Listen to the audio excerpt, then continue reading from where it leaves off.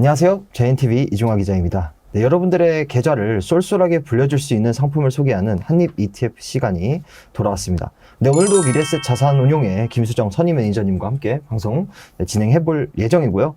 네, 오늘 토픽은 사실 인도랑 이제 좀 관련이 되어 있는데, 최근에 이제 미중 갈등이 좀 많이 눈에 띄고 있습니다. 미국에서 뭐 칩스법이다, IRA다, 심지어 바이오 관련된 그런 법안까지 통과를 시키면서 어떻게 보면 무역 전쟁이 지금 일어나고 있다라고 볼 수가 있겠는데, 이런 상황에서 중국에 어떻게 보면 선전을 기대하기 좀 어려울 것 같은데, 이럴 때 이제 반사 이익을 볼 수 있는 곳이 인도죠. 네, 맞습니다. 사실 지금 이 스토리는 조금 대온 스토리긴 한데 아무래도 인도 증시가 오르기도 했고 최근에 신흥국들의 관심을 많이 받으면서 인도에 대한 이야기들을 많이 오고 가고 있는 상황 속에서 인도가 넥스트 차이나다, 뭐 넥스트 글로벌 팩토리다 이런 얘기들이 많이 나오는 것도 있고, 그다음에 많은 인구수, 그다음에 많이 변화하는 인도 사회를 기반으로 인도가 새로운 투자처로 많이 떠오르고 있는 중이죠. 그래서 뭐 글로벌 기관들이라던가 아니면은 비단 우리나라뿐만이 아니라 다른 뭐 미국에 있는 투자 기관들이라던가 이런 부분들에서도 상당히 인도에 관심이 많고, 그리고 증시뿐만 아니라 증시가 이제 각광을 많이 받기도 했는데 증시뿐만 아니라 그냥 이제 가서 인도 시장에서 투자를 하겠다라고 이렇게 나서시는 분들도 많은 상황인 것 같아요. 그만큼 인도가 각광을 받고 있는 시장인 것은 맞다. 그래서 인도 투자를 고려해봐야 되는 시기다라고 말씀드릴 수 있을 것 같습니다. 네, 인도 상당히 이름은 많이 들어봤는데 사실 투자할 때는 조금 생소하긴 합니다. 맞습니다. 네, 저도 이제 뭐 인도에 투자하는 니프티 50 ETF 이런 거는 좀 들어본 적이 있는데 사실 잘 몰라요. 잘 몰라서 이제 이번 시간에 인도 전반적인 상황에 대해서 좀 우리가 이야기를 나눠봐야 되는 건지, 아니면은 인도에 투자할 수 있는 여러 가지 루트 중에서 어떤 게 좋은지 좀 구체적으로 뭘 알아보는 건지 좀 궁금하네요. 네. 일단은 인도 자체가 굉장히 생소하실 것 같아요. 저희한테 미국 투자 시장은 너무나도 익숙하지만 인도라던가 일본보다도 더 생소한 나라가 사실 인도죠. 네, 투자할 때. 일본은 N이라도 가끔 투자하시는 분들이 많은데 네, 굉장히 생소하고 여행 안 갔다 오신 분들도 많으실 것 같아요. 저도 한 번도 못 가봤어요. 저도 못 가봤어요. 그래서 투자자 입장에서는 굉장히 생소한 나라인 건 당연하고, 그래서 이제 대표 지수는 그래도 니프티 50은 조금 들어보신 분들이 기자님처럼 많이 있으실 것 같은데, 일단 저희가 이번 시간에는 이제 인도의 전반적인 경제 성장성에 대해서 얘기하는 것도 맞고, 그런 부분들 기반으로 조금 더 깊숙하게 들어가서 인도 시장 대표 지수 플러스 우리가 뭘 더 투자할 수 있을까를 조금 공부를 하는 그런 시간이라고 봐주시면 될 것 같은데, 일단 기자님 인도 하면 어떤 이미지 떠오르세요? 뭐 코끼리도 떠오르고 뭐 타지마할 이런 거 떠오르고 맞아요. 제가 좋아하는 여행 유튜버 빠니보틀님도 떠오르네요. 그래서 되게 많이 나오시던데 그분은.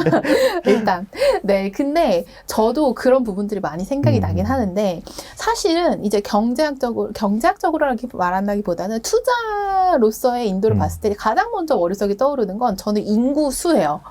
인구수. 네. 이번에 혹시 지구맵을 보셨어요? 지금 보고 있습니다. 거기서 인도 보면은 사람이 사람이 장난 아니잖아요. 너무 많더라고요. 네, 맞아요. 그래서 인구수가 저는 이제 가장 먼저 떠오르는데, 사실은 중국의 인구수를 인도가 작년에 뛰어넘었습니다. 그렇군요. 네. 되게 놀라운 사실인데, 이게 왜 중요하냐면, 다들 아시는지 모르겠지만, 어떤 국가의 GDP를 전망할 때 인구수가 되게 중요한 요소로 들어갑니다. 그래서 인도라던가 중국이 옛날 인구수가 많았을 때 경제 성장률을 높게 전망을 했던 건데, 그게 왜 그러냐면, 사실 인구가 많다는 거는 GDP 경제 성장률을 높이는 요인이기도 하지만 경제 자체의 성장을 이룰 수 있는 되게 중요한 요소인데, 그 중에서도 MZ세대의 비중이 인도가 굉장히 높습니다. 요거는 좀 이제 기사나 이런 데서 많이 들어보셨을 것 같아요. 이제 MZ세대가 가장 많은 뚱뚱한 인구 구조를 가지고 있는 나라가 인도입니다. 근데 이게 왜 내가 투자를 한다 중요한가? 라고 뭔가 좀 이렇게 연결고리가 안 생길 수도 있는데, 사실은 MZ세대라는 그 세대, 그 20대부터 30대까지의 그 세대가 경제 활동을 하는 그런 인구거든요. 근데 제가 아까 전에 말씀드린 것처럼 경제 활동을 하는 인구가 많아야 나라가 튼튼해지고 이제 되게 가장 이상적인 인구 구조를 가지고 있다라고 이해해 주시면 될 것 같아요. 그리고 MZ세대가 돈을 벌어서 소비를 하고, 그래서 저희는 이번 시간에 인도 소비 시장에 왜 관심을 가져야 되는가를 조금 말씀드리고 싶은데, 이제 지구마블 영상 보셨다니까 제가 좀 말씀드리고 싶은 게, 그 수많은 사람들이 소비를 하면 인도 소비 시장이 얼마나 커질까? 그런 생각을 한번 해보시면 좋을 것 같습니다.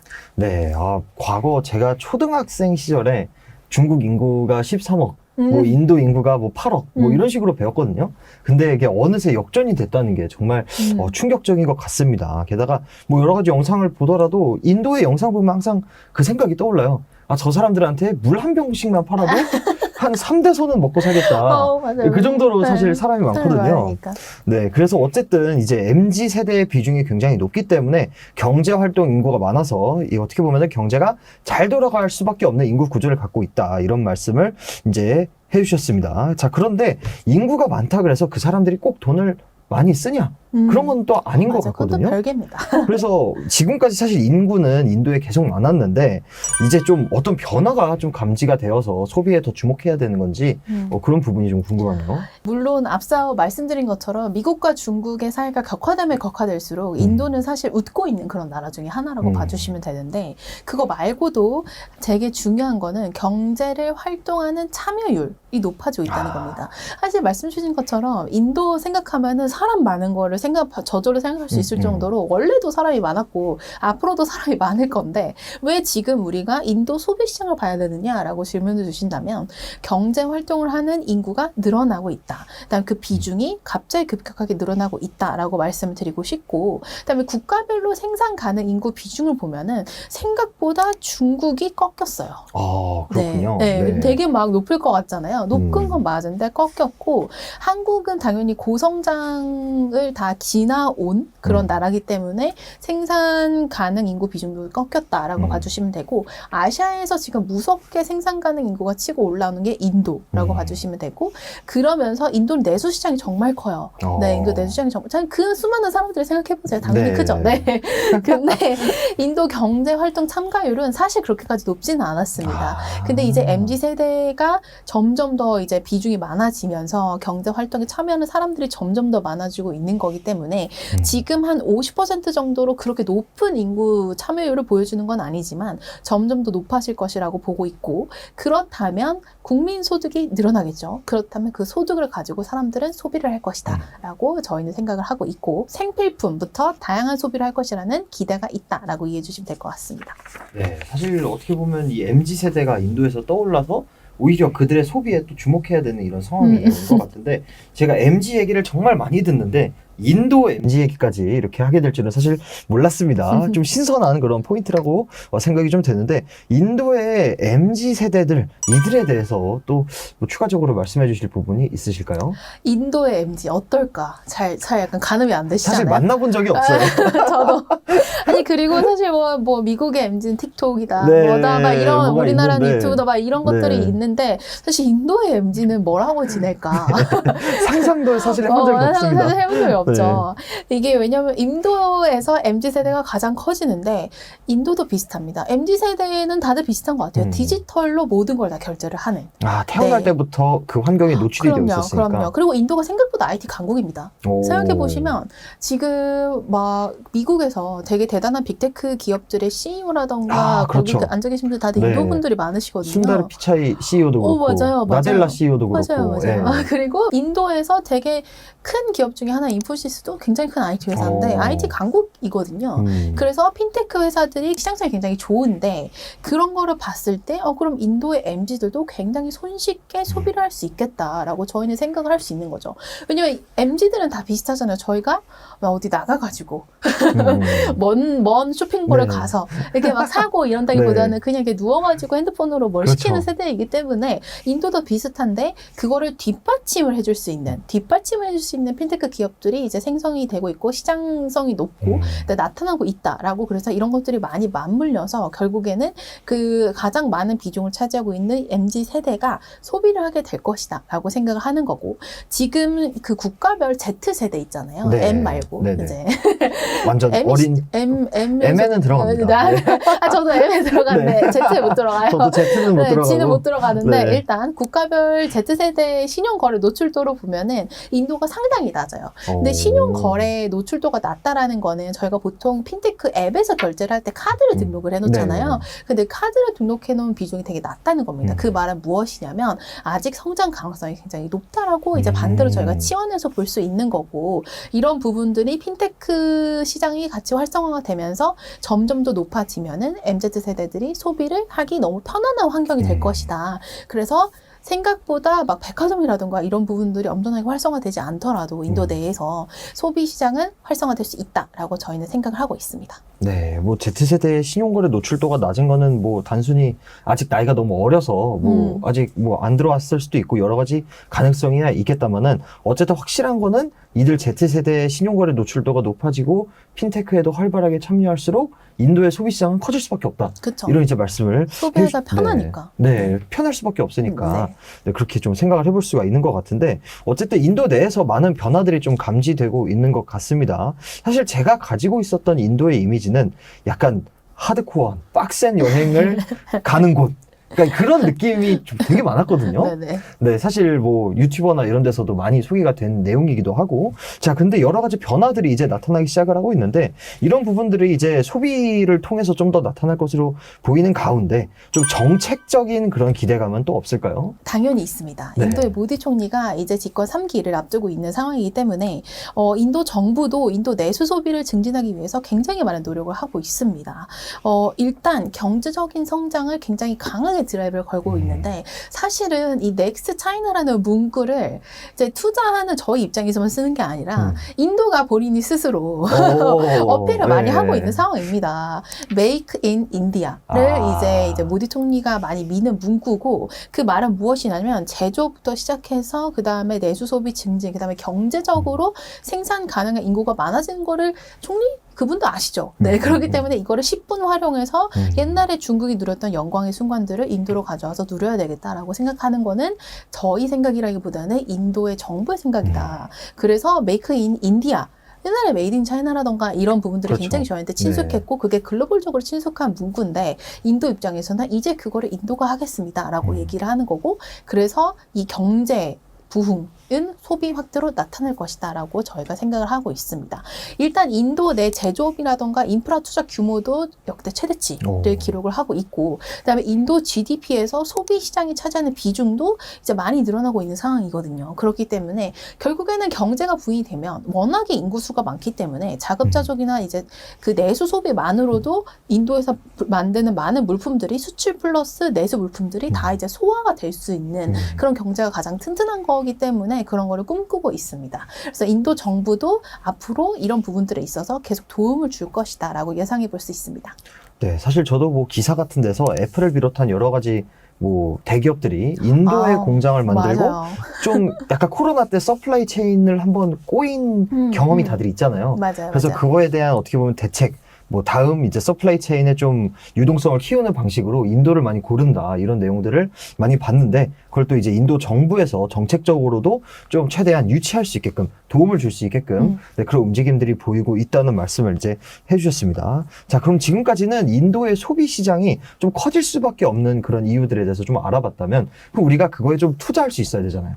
네. 인도의 소비 시장이 아무리 좋아도 투자할 방법이 없으면 그림의 떡인데, 네. 자, 그러면 이렇게 인도 소비 시장에 또 투자할 수 있는 그런 상품이 출시가 됐나요? 네, 됐습니다. 사실 인도 시장에 직접적으로 종목을 피킹해서 이제 매수를 하시기에는 힘들죠. 거의 네.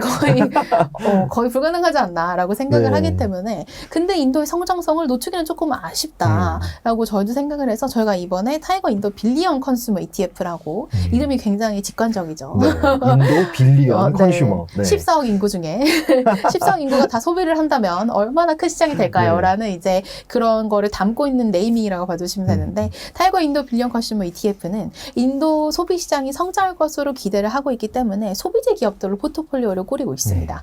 일단 자유소비재 비중이 한 60% 정도 되는데, 자유소비재 비중이 높은 이유는 이제 자동차 기업들이 자유소비재에 들어가거든요. 근데 네. 제가 아까 전에 제조업 되게 많이 이제 푸시하고 있다라고 말씀을 드렸는데 제조업의 가장 대표적인 산업이 자동차다. 음. 그리고 아까 전에 인프라 투자도 말씀을 드렸는데 도로를 그렇게 열심히 깔고 있어요. 오. 그 여행 유튜버 분들이 올리신 그런 영상들 보면 네네네. 사실 도로가 그렇게 깔끔하게 나 맞아요. 있지 않은 약간 분야들이 좀 많잖아요. 흙길이 많더라고요. 맞아요. 근데 예. 그거를 이제 개선을 하고 있는 상황이고 아. 정부가 나서서 지금 도로, 인프라, 철도 이런 거를 많이 음. 깔고 있기 때문에 결국에는 이 자동차 뭐 예를 들어서 제가 인도의 MZ 세대인데 도로가 점점 더 깔끔해지고 있어요. 제가 돈을 벌어요. 그럼 자동차 사고 싶지 않을까요? 그렇죠. 네. 일단 그래서 자동차 기업들 비중이 있기 때문에 자율소비재가 한 60% 정도 차지하고 있고 그 외에 식품업체들, 그다음에 호텔 기업들, 그다음에 럭셔리 제품을 만드는 회사들까지 다 포함되어 있습니다. 저희가 생각했을 땐 프랑스나 이런 데서 럭셔리 제품을 만드는 기업들이 이제 막 생각이 나겠지만 인도도 네. 인도만의 럭셔리가 있습니다. 그렇군요. 네. 루이비통이 전부가 아니군요. 아닙니다. 인도는 인도만의 럭셔리가 있어요. 그래서 그런 회사들까지도 다 이렇게 담고 있다라고 보시면 되고 자율소비재가 60% 정도 차지를 하고 필수 소비재가 한 30-40% 정도 차지를 하는데 이게 대표적인 글로벌 회사들은 다 인도에 따로 인도 회사를 만들어서 상장이 되어 있습니다. 아. 네슬레 인도. 또 ETF에 포함되어 있고 그다음에 네. P&G도 인도에 상장되어 있는 인디아가 있어요. 그렇군요. 네, 그래서 P&G 오. 같은 기업들도 인도에 상장되어 있는 P&G. 워낙에 시장이 크다 보니까 네, 그렇게 이제 포트폴리오를 구성하고 있다라고 봐주시면 됩니다. 네, 사실 어떻게 보면은 아까 자동차 이야기도 해주고 하셨지만 인도 기업들이 한국 사람들에게 그렇게 친숙하지는 않은 것 같아요. 왜냐하면 뭐 인도 기업들이 한국에 뭘 많이 수출하고 이러지는 않으니까 이렇게 막 잘 친숙하게 들리지는 않는데 주요 기업들에 대해서 좀 간단하게 소개 좀 부탁드릴 수 있을까요? 네. 저도 사실 인도 기업들이 그렇게까지 친숙하지 않았던 사람이기 네. 때문에 간단하게 저희 타이거 인도 빌리언 컨슈머 ETF에 포함되어 있는 기업들 위주로 좀 이 기업은 이러이러한 기업입니다를 설명드리면 조금 더 이해하시기 편할 것 같아요. 네. 그리고 인도의 럭셔리 기업 제가 궁금하더라고요. 궁금하죠? 네. 같이 설명을 드리도록 하겠습니다. 일단 첫 번째는 타타 모터인데 일단 이거는 인도의 가장 대표적인 자동차 브랜드라고 봐주시면 되고요. 2023년 기준으로 점유율 3위. 를 자랑하는 그런 회사라고 봐주시면 될 것 같습니다. 사실은 이제 해외에서 벌어들인 돈이 되게 많은 회사이기도 해요. 우리나라에 수출이 안 될 뿐이지. 네. 네. 그래서 대표적인 자회사가 제규어랑 랜드로버인데. 와, 랜드로버가 타타 거였군요. 네, 타타가 이제 인도에서 이제 만드는 거죠. 아, 그렇구나. 네. 네, 그래서 랜드로버랑 제규어를 만드는 그런 회사다라고 이해해 주시면 될 것 같아요. 이제 자동차를 많이 아시는 분들이야 당연히 이 기업, 그렇구나라고 이해하실 수 있을 것 같고 그렇기 때문에 해외에서 매출이 상당히 많이 네, 나오는 그런 기업 중에 하나입니다. 인도 회사라고 봐주시면 될 것 같고 그 다음에 등장하는 회사가 또 자동차 회사인데 마힌드라라는 회사입니다. 이름 되게 인도스럽지 않아요? 네, 굉장히 인도스럽네요. 굉장히 인도스러운 네. 회사죠. 이 1945년에 설립된 굉장히 오래된 인도의 자동차 브랜드라고 봐주시면 되고요. 지금은 점유율 기준을 봤을 때 4위 정도 차지를 합니다. 그 다음에 맨 처음에는 인도가 워낙에 흙길이 많다 보니까 지프차 를 많이 만들던 회사예요. 네, 그래가지고 인도에서 자리를 잡았어요. 네, 그리고 인도가 워낙에 농업이 옛날에 발달했던 회사였기 때문에 농업용 트랙터라던가 이런 거를 만들다가 이제 자동차, 승용차까지 다 온 그런 굉장히 긴 역사를 자랑하는 그런 인도 회사라고 봐주시면 될 것 같습니다. 진정한 오프로드 브랜드. 네, 오프로드 브랜드입니다. 그러네요. 그 다음에 등장하는 게 인도의 럭셔리 브랜드, 네, 타이탄입니다. 이게 인도 여자를 한 번만 생각을 해보시면 네. 굉장히 화려하게 치장하지 않나요? 맞아요. 옷부터 목걸이도 여러 온갖 개 보석, 하는 것 같고. 맞아요. 네. 그래서 인도는 보석 시장이 굉장히 큽니다. 아, 그렇군요. 그래서 그게 럭셔리의 네. 대표주자. 럭셔리가 보석 쪽이네요. 보석 쪽입니다. 그래서 이 타이탄 컴퍼니라는 회사는 럭셔리 소비재 기업인데 보석이 한 82% 정도 차지를 해요, 매출에. 와, 그렇군요. 근데 네. 진짜로 저도 인도를 가보지 않아서 문화에 대해서 완벽하게 이해는 못하지만 그냥 인도 뭐 발리우드라는 거 이런 네, 작품들 네, 네, 보면 되게 부잣집 딸 분들이 많이 나오시잖아요. 그러면 정말 치렁치렁하세요. 네. 우리나라에서 상상할 수 없는 그렇죠. 수많은 보석들. 네. 근데 이제 그게 문화인 거죠. 네, 그래서 인도에서는 보석 기업이 럭셔리 기업의 대표 브랜드다라고 봐주시면 될 것 같고 그거의 가장 시가총액이 큰 친구가 타이탄 컴퍼니. 그래서 인도만의 럭셔리가 따로 있다. 제가 말씀을 드린 게 MZ세대가 소비가 늘어나면은 명품도 사겠지라고 그렇죠. 생각하는데 네. 인도의 여성분들 입장에서는 보석을 사지 않을까. 아, 그렇군요. 네. 저는 약간 그럴 것 같다는 생각이 네. 들었어요. 네, 워낙에 오. 크니까 시장 자체가. 음. 그 다음에는 우리 모두한테 친숙한 그런 기업이 등장하는데 네. 네슬레입니다. 아, 네슬레 너무 맛있잖아요. 네, 그렇죠. 네. 네. 근데 인도가 생각보다 인도의 대표 음료가 라시죠, 여러분. 라시는 압니다. 라시 알죠? 네. 근데 그래서 유제품에 대한 선호도가 굉장히 높은 나라 중에 하나인데 오. 그래서 네슬레가 유제품을 많이 만듭니다. 인도에서도 네. 뭐 초콜릿이라던가 이런 것도 많이 음. 만들어서 네슬레 인디아가 상장되어 있기 때문에 이 기업도 음. 포함을 하고 있고요. 그 다음에는 또 다시 자동차 회사가 나오는데 네. 스즈키라는 회사입니다. 오? 일본스러운데요, 이름이? 일본스럽죠. 네. 이게 근데 일본 자동차 기업인데 네. 이거의 자회사가 또 이제 인도에 상장되어 있어요. 아, 그렇구나. 네, 워낙에 인구가 많다 보니까 이제 대형 기업들이, 글로벌 기업들이 인도에 또 되게 큰 자회사를 만들어서 상장을 하는 그런 경우가 굉장히 많거든요. 네. 그래가지고 일반 대중을 위한 자동차를 만드는 회사라고 봐주시면 될 것 같습니다. 아, 굉장히 여러 가지 기업들이 이제 인도에서 우리가 투자할 수 있을 만한 기업들이 있다는 것을 좀 알게 된 것 같습니다. 뭐 타타, 마힌드라, 그리고 심지어 스즈키, 이제 일본 법인 같은 네. 개념이 되겠죠. 네, 이런 식으로. 인도 법인이 되겠죠. 그쵸. 인도 법인. 네, 죄송합니다.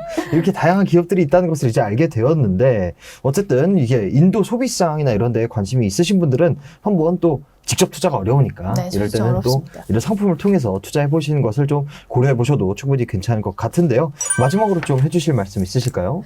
사실은 인도에 투자하는 상품이 익숙하지 않으실 수가 있어요. 그래서 니프티 50는 들어봤는데 니프티 네. 50에 투자하고 계신 분들도 있을 수 있겠지만 여기까지는 내가 어느 정도 공부를 하고 인도의 경제 성장성이라던가 이런 부분들을 동의를 하기 때문에 투자를 했다라고 생각을 하실 수 있겠지만 사실은 인도 시장은 거기에 끝이 아니라 굉장히 다양한 섹터가 있고 다양한 테마들이 있다라고 이해해 주시면 될 것 같고 그 중에서 인구가 워낙에 많기 때문에 자연스럽게 생각할 수 있는 게 인도의 소비시장이지 않을까라고 생각을 하고 있습니다. 그래서 이번에 인도 소비시장에 대해서 관심이 생기셨다면 타이거 인도 빌리언 컨슈머 ETF에 많은 관심 부탁드리겠습니다.